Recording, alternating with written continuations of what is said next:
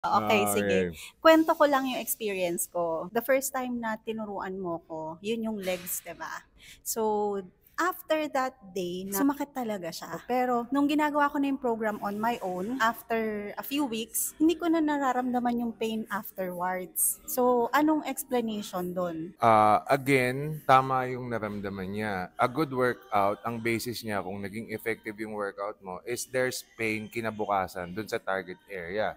In this case, legs yung workout namin. So dapat dun mo nararamdaman yung pain. It means you have outworked your leg muscles. Ang tawag doon is DOMS, Delayed Onset Muscle Stress. Dapat masakit siya.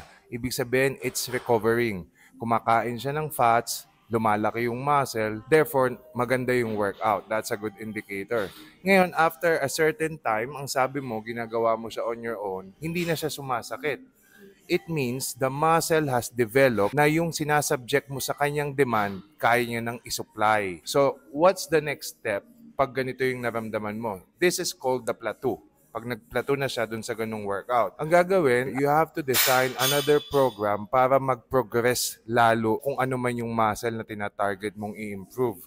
Tandaan natin, workout, it works to a certain time. Then after that time, kailangan baguhin mo na yung movement, baguhin mo yung ginagawa para ma-shock ulit yung muscle into further growth and development. Therefore, nagkakaroon ng magandang progression yung training. Tandaan natin, it's the instructor's responsibility to design a program that is efficient enough for the student in order for her to progress. Hindi pwedeng palabok yung program mo. Dapat, workout nyo, pag kaya nyo na, tapos pag nag-plateau na, magde-design ka ulit ng bagong program to take her to the next step of the evolution.